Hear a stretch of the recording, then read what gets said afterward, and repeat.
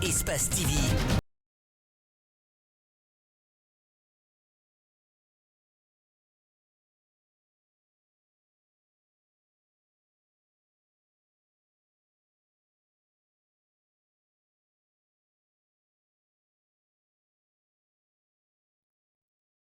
C'est toujours un plaisir de vous retrouver. Bienvenue dans ce 19h45. Voici le sommaire.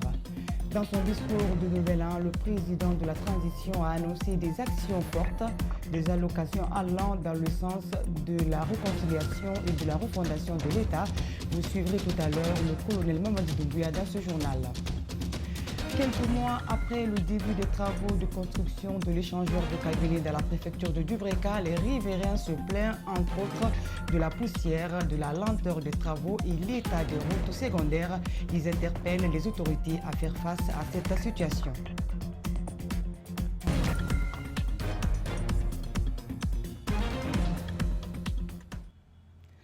Bonsoir à tous. Bref, à la une de ce journal, les habitués du train Conakry Express seront encore privés de ce engin qui fait la navette entre Kabylie et centre-ville de Kaloum à partir de ce lundi 3 janvier 2022.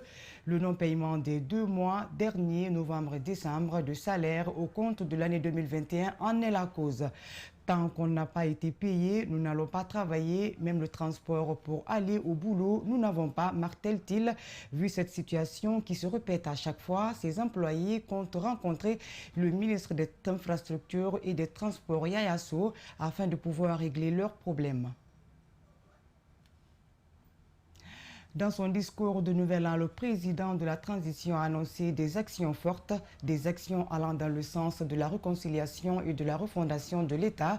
Ce qu'on peut retenir de plus, le colonel Mamadou Doumbouya suscite un grand espoir chez les jeunes. Décryptage, Jibril Ba. Faites-moi confiance. Je suis là pour servir. Pour vous servir, bien sûr. Et le moment venu, le pouvoir, je vous le remettrai. C'est sans l'ombre d'un doute l'une des déclarations qui ont retenu l'attention de l'opinion nationale. Le colonel Mamadi Doumbouya n'est pas aussi allé du dos de la cuillère pour susciter un énorme espoir chez les jeunes longtemps oubliés. Donc, une renaissance pour cette couche. L'opportunité d'une vie meilleure. Vous pouvez compter sur mon entière détermination. L'avenir nous appartient. Le président de la transition ne s'est pas limité là. Un cadre de concertation concernant toutes les sensibilités du pays se tiendra en 2022, a-t-il fait savoir. Le premier trimestre 2022, nous organiserons sur toute l'étendue du territoire national et dans nos ambassades à l'étranger des assises nationales dénommées Journées de vérité et pardon. Ces journées permettront de cerner l'ampleur et le contour du vaste sentier de construction de notre union sacrée. 2022 est donc une année d'espérance pour un peuple longtemps martyrisé et balafré. Le colonel Mamadi Doumbouya s'est traduit ainsi comme un sauveur ou un libérateur pour les Guinéens. Le colonel Mamadi Doumbouya a précisé le retard pour la mise en place du CNRD. Il a aussi décliné l'ordre de la tenue du scrutin. Suivez. L'abondance de candidatures a retardé la mise en route que j'aurais souhaité plus rapide. Le CNT nous proposera un chronogramme consensuel. Chaque force politique et sociale de notre pays s'y reconnaîtra. Il nous proposera une nouvelle constitution. Cette nouvelle constitution consensuelle sera adoptée par référendum. À la suite de ce processus, nous organiserons des élections. Élections communales d'abord, législatives ensuite et enfin le scrutin présidentiel. Avant bien sûr, le cadre devra garantir la fiabilité des scrutins et la crédibilité des résultats. Je pense ici notamment à la liste électorale, à l'établissement des bureaux de vote en zone rurale. Ce n'est pas simplement une question de logistique, c'est une question d'équité et d'égalité des droits entre tous les Guinéens. Le président de l'UFDG pour ce nouvel an a souhaité ses vœux au peuple de Guinée. Il a mis l'occasion à profit pour rendre hommage aux victimes des manifestations politiques 2022 pour Cellou Dalein est aussi une prise de contact avec les vrais gens. Je vous propose de le suivre dans ce reportage d'Alseni Tamora. Cellou Dalein Diallo, dans un discours de 14 minutes, commence d'abord à rendre hommage aux victimes de violences politiques. Des violences, selon le président de l'UFDG, liées au refus de l'alternance démocratique.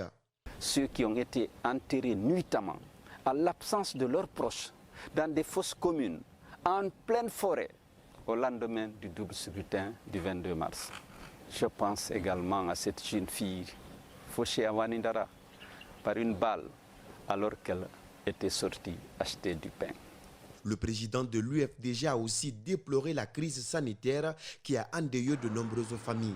L'année 2021 a aussi ouvert un espace de liberté et surtout un horizon d'espérance avec le changement intervenu le 5 septembre 2021. Le premier responsable de l'Union des forces démocratiques pense aux vrais gens. En 2022, il amorce une véritable prise de contact avec eux. Je viendrai vous rencontrer dans les quartiers, les cafés, dans les villages et hameaux du pays, dans les marchés hebdomadaires, dans les débarcadères, dans les champs et dans les ateliers pour vous écouter, comprendre davantage vos inquiétudes et vos préoccupations, saisir vos attentes et vos espoirs. Pour finir, Dalein a encouragé et félicité les nouvelles autorités pour des actes posés pour le moment pour la bonne conduite de la transition. Le président de l'UFDG a encouragé les nouvelles autorités pour la bonne conduite de la transition. Les messages sont forts, on le suit à nouveau. Je souhaite la santé, la force et le courage de résister aux mélodies des sirènes affairistes et divisionnistes en vue de mener à bon port la transition dans le respect des engagements pris et des principes contenus dans la charte de la transition.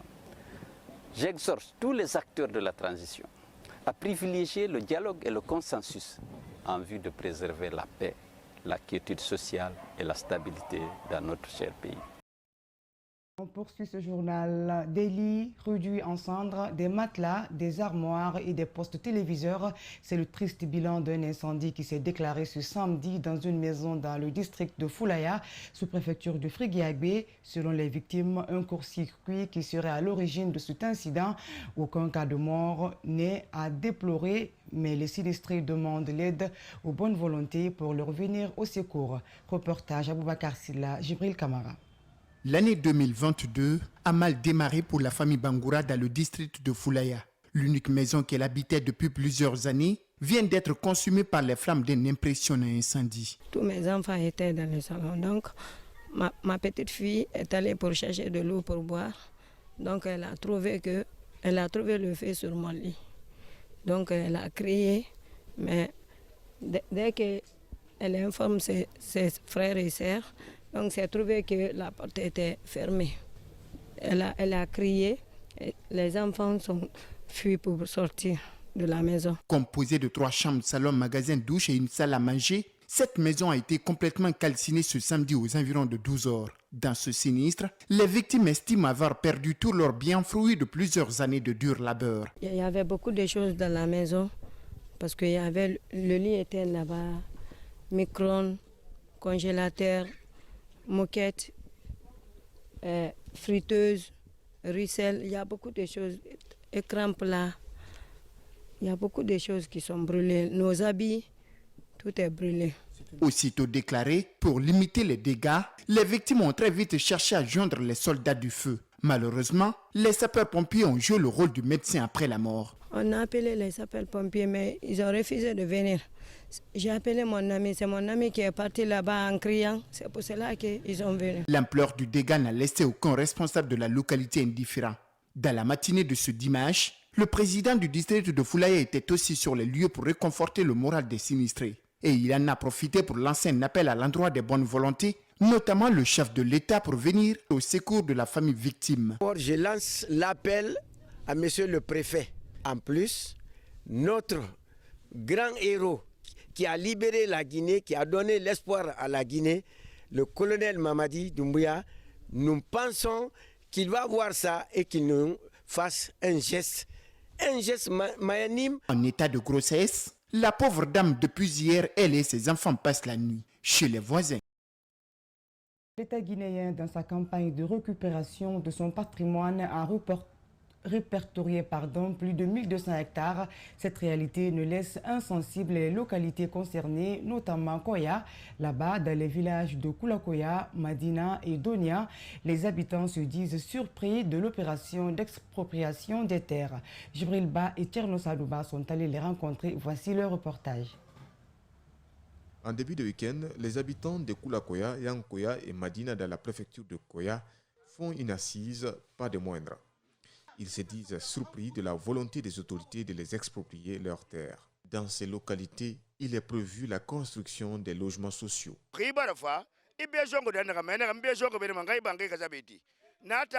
Les autorités doivent exprimer leurs besoins et les partager avec les autochtones, surtout avec les responsables locaux.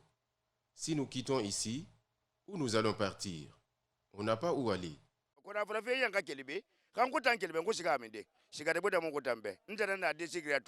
Aucune sensibilisation n'a été faite avant le marquage des zones concernées, déplorent les habitants. Vous ne pouvez pas venir comme ça, exproprier les terres des communautés, des coutumiers, sans pourtant que les préalables soient respectés, que vous fassiez vraiment une assise avec les communautés pour non seulement discuter c'est quoi le projet, c'est quoi le projet. Parce que si c'est un projet d'utilité publique, je crois bien, la loi elle est claire. C'est le sous-sol. Si c'est le sous-sol, par exemple, pour cause d'utilité publique, la communauté peut être vraiment vue sous cet angle. Cet habitant se pose incessamment des questions. Selon lui, les endroits réservés ont toujours eu des spécificités. Personne ne peut y aller construire.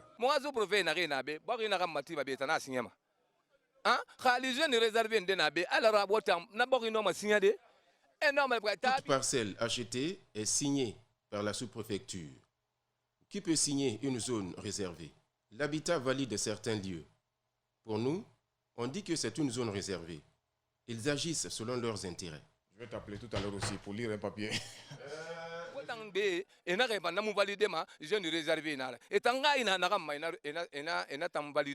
Pour l'heure, l'ensemble des villages de la sous-préfecture de Wonkifon n'ont pas favorablement accueilli l'initiative, celle qui consiste à leur exproprier leurs terres sans qu'ils ne soient largement sensibilisés.